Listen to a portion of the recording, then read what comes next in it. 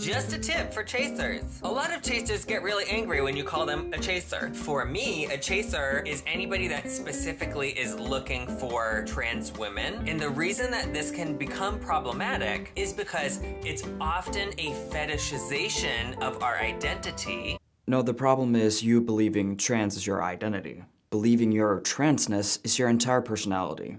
With doing so, you become extra sensitive. You think if someone is attracted to your body type, you being different, is them seeing you as a fetish. They only see you as trans. Well, guess what? That's how you view yourself. So that's on you. It is actually possible to know what you're attracted to without dehumanizing anyone. You complaining about chasers, describing men who are only attracted to trans people, would be the same as redheads, let's say, accusing men who are attracted to redheads of fetishizing redheads. That would be ridiculous. And it is ridiculous for trans activists to have a problem with the people who know that they're only attracted to trans people. How on earth is that problematic? And fetishization leads to us being dehumanized. It's very othering, which ends up being justification for the violence that a lot of us face, although disproportionately depending on additional marginalized identities that people hold, specifically Black trans women, Black trans femmes, experience the most violence in the community, so I'm not going to pretend like I experience the same amount. Shh. Shut up. What violence? You believe having a sexual preference will dehumanize someone. I know how to fix your problem. If you just get this thing called a personality, then you wouldn't be so passive-aggressive, complaining all the time on the internet. He's a great example of a fake trans person. Real transsexuals don't complain about this. They actually have a life, and they don't have the time to complain about this stuff. They don't want to complain about this stuff. I think it's easy to spot a fake trans person. They're always so full of bitterness, even hate and anger. The main difference between a fake trans person and a real trans person is real transsexuals change themselves in order to feel better. Fake transsexuals want to change the world and never, ever in a million years want to change themselves in order to live better lives. Nobody wants to date me. I want to date you. I find you really attractive and I think that we should go out. Go away. The same activists who claim that if you don't want to sleep with a trans person, you're transphobic, also shame the people who want to sleep with them, labeling them as a chaser, a term that's almost being used as a slur. I know what you're all thinking. Oh my god, can't they make up their damn minds? Which one is it? But you have to remember that it's not about dating. It's not about sex. Most of these people are not LGBT. They don't have great intentions. They're not necessarily trying to live a better life. Peaceful, happy life. They don't want peace. They don't want to be happy. All they want to do every day is to complain, be angry at someone. Just someone. It doesn't matter if you're extremely woke, a far leftist, you're most likely doing something wrong according to them. They get off by telling you what to do, what to say, how to think. Whatever they want you to say, think, or do, effing irrelevant. It could be anything.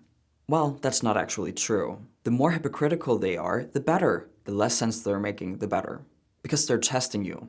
Activists are curious, wanting to know how far you would go to please them, and they would be so thrilled if you were willing to make an absolute fool out of yourself. Moving on, according to this activist, this is what it's like to go on a date with a trans mask. Trans mask is, according to activists themselves, not the same as being a trans man.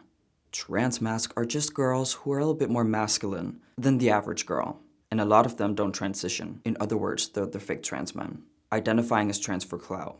Oh, before this goes further, just so you know, I'm a transgender man. I used to be a woman.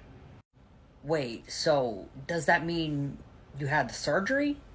What? God, no. I still have my gooch. Wait, for real? Can I see it? What? Why? Have you not seen a pussy before? I have, but what? You want to see my bottom growth? Is that it?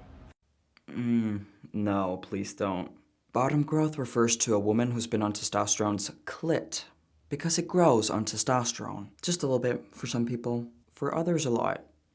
I think trans activists have created this term bottom growth to validate trans men. Like, no, you don't have a vagina. What you have is the same as a man with a micropenis. Well, the truth is, bottom growth still refers to a vagina. You're still a woman. It annoys me so much when even regular people, when describing my situation, say, oh, you used to be a woman.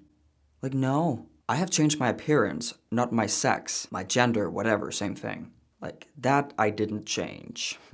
Because it's impossible. And whenever you hear activists claim, I used to be a woman, it's all due to the narrative, trans women are women and trans men are men. Which is not true, as you all know.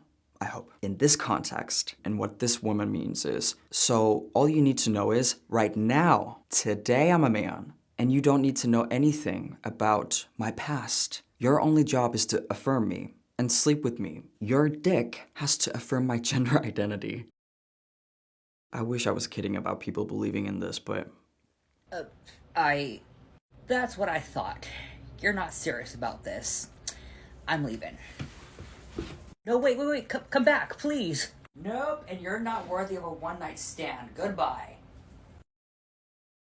The level of cringe, I can't. Oh, it's the man that's not serious. In this scenario, you're being extremely inappropriate.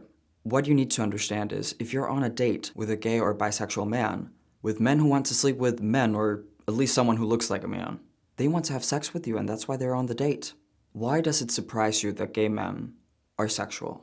Why does it surprise you that, due to you being different, or at least identifying as being different, the men or the people who date you want to ask questions? Whoever you're dating has to consent to you being different, has to consent to your body. That's why they're asking questions about it. It's not that deep, and it's not that difficult to understand. Why do you even need men to be serious, whatever that means to you, if you just want to sleep with them for one night? You're not being serious if you're having one-night stands, so what's the problem? I, as a transsexual, don't mind that people see me as a fetish. Why is that a problem? Why should I get offended? We all have a type. We all have sexual preferences. But it doesn't mean we're automatically dehumanizing the type of person we're attracted to. And also, I just want to say, if you just want to have sex with this person once, you don't want to date them, you don't want to marry them, it doesn't make you a bad person. If you're someone who's attracted to trans people, don't listen to trans activists. Do what you gotta do. There's nothing wrong with you. And don't let any crazy person with colored hair tell you otherwise. Thank you so much for watching. If you want to see more content like this, remember to hit subscribe and the notification bell. If you want to support me in my channel, you can become a member, or I have my PayPal link in the description down below. Remember to follow me on social media. I love you and I cannot wait to see you in the comments. Peace out.